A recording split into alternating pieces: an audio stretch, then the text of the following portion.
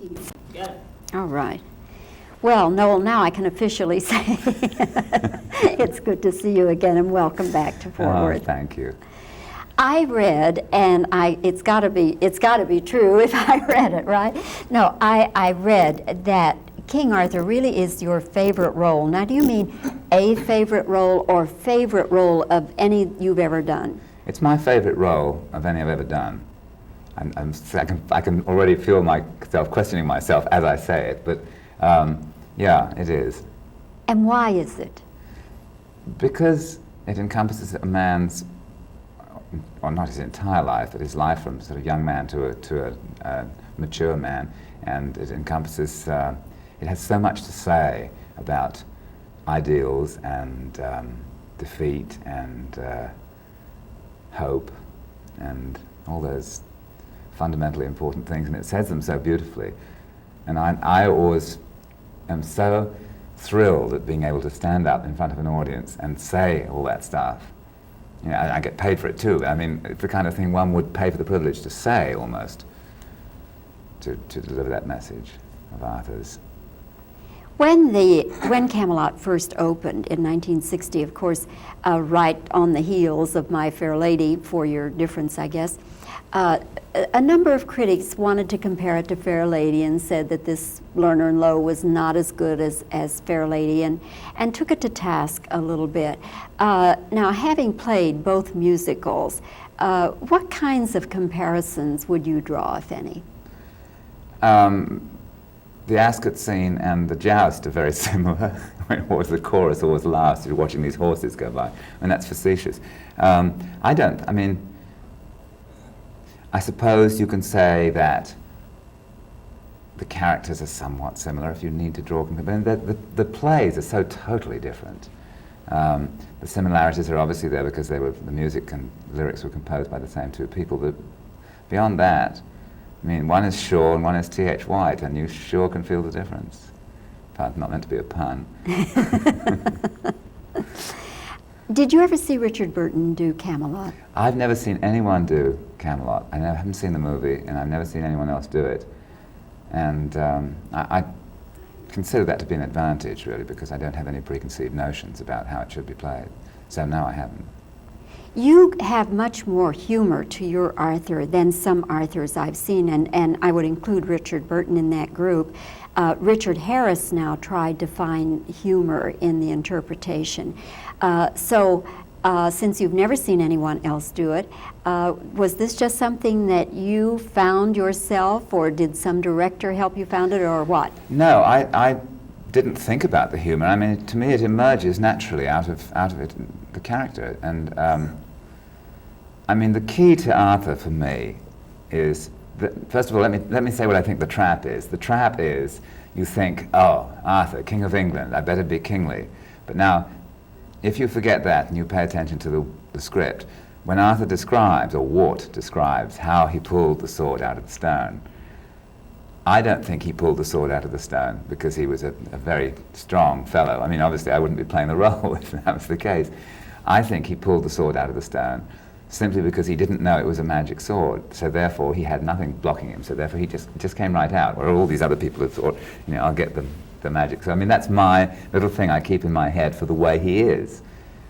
He's an innocent, you know, and he didn't want to be king, and there's nothing particularly kingly about him. And he grows into his kingliness by having to deal with these situations, and he deals with them in a very human way that comes from him having been raised by a wizard, a shaman, a witch doctor, whatever you want to call him, in the woods, and being very close to nature. Do English people like Camelot? I don't know. This one does. I don't know what the history of the play is in England. I don't think it did terribly well in London. Well, mind you, see, I suppose there's a certain amount of reverence that English people have for the Arthurian legends, and they probably think of Malory and Tennyson before they think of T.H. White. And of course, T.H. White was very flip about the whole thing, and really what he wrote about, he used the myths to talk about humanity, which is basically what myths do anyway.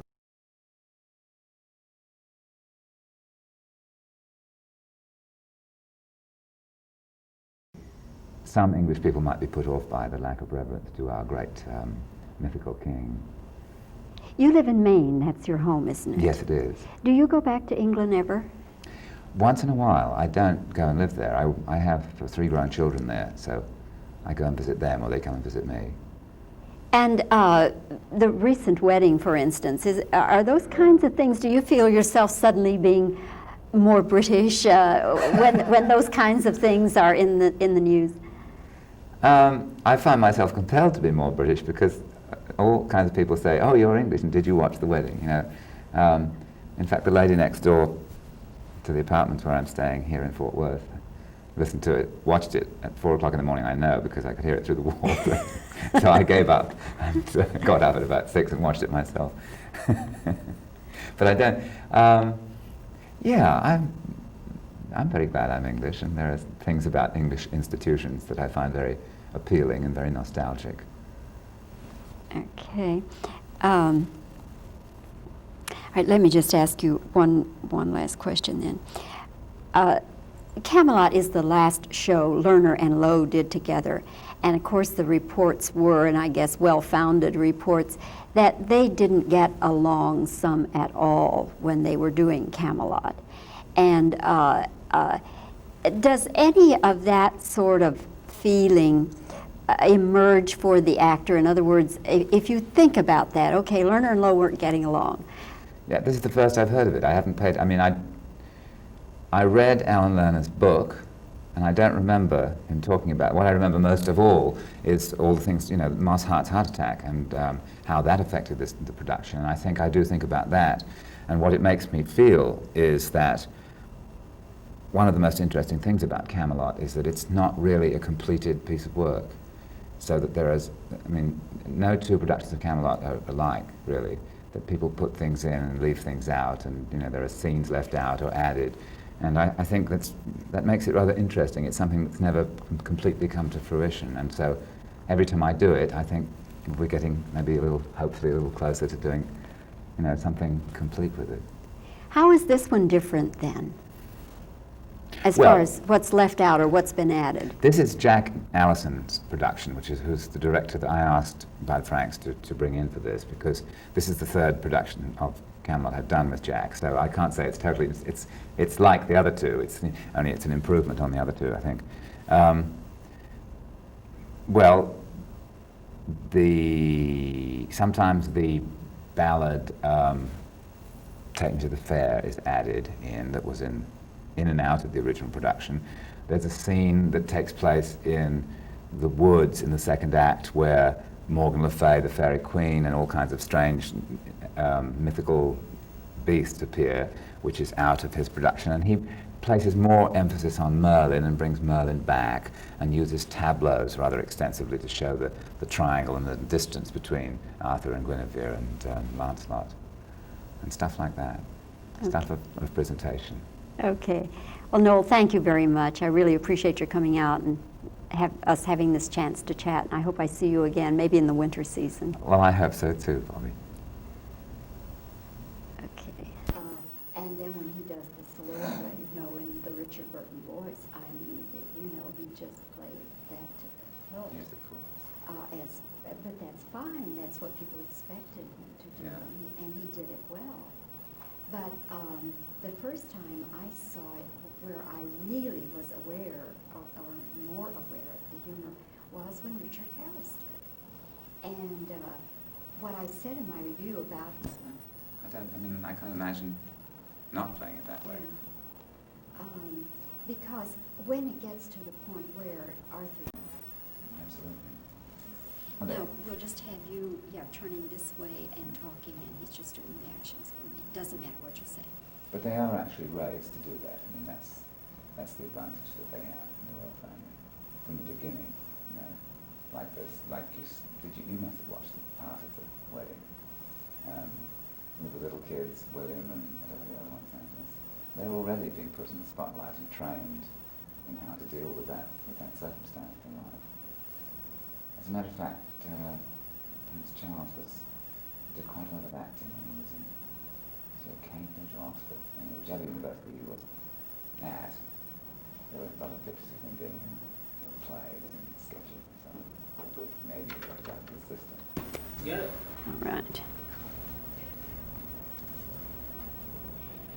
Is King Arthur one of your favorite roles or your favorite role of all time? Why is it your favorite role?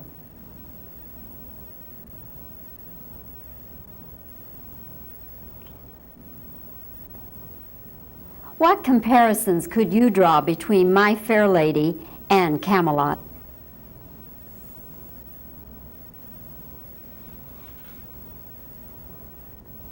Is Camelot popular with the English?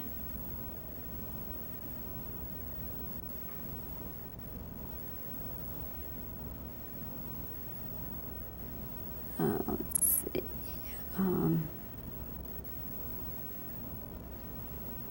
Did you ever see Richard Burton do Camelot?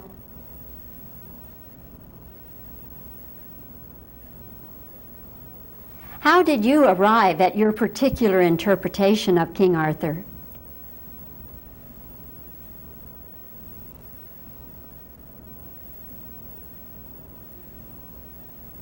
During some big event like the recent wedding in England, does that make you feel more British?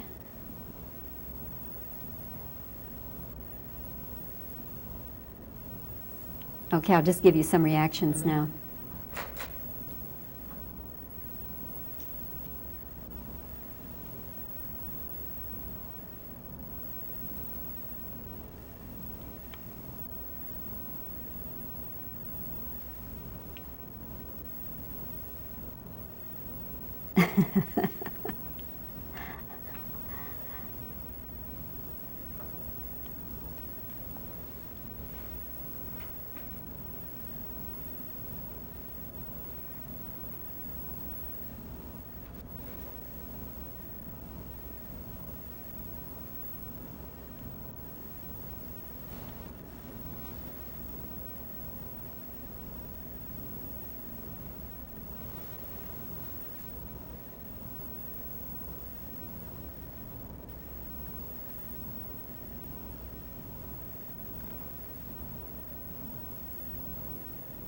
Okay, that ought to do it.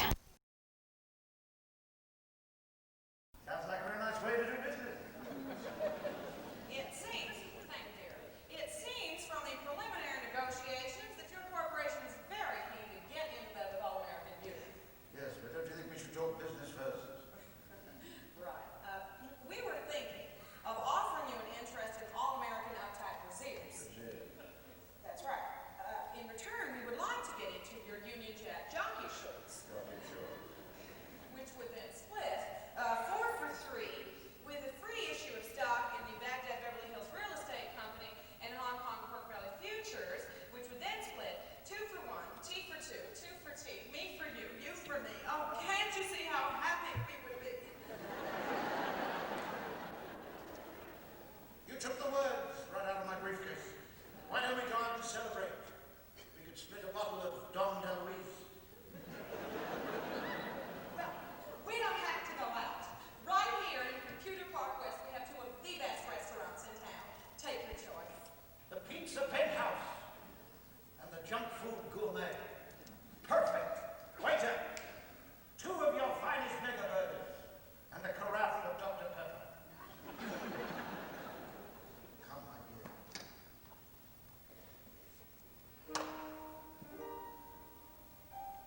Do you believe this view?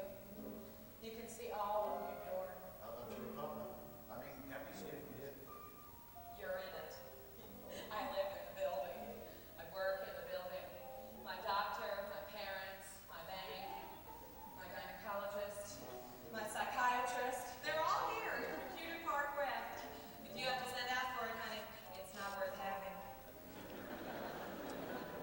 I suppose we'll all be living like this soon.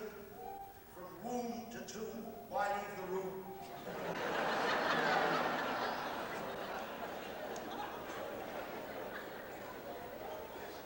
Don't you ever go out? A girl could get raped out there. You see, you do have to go out for something.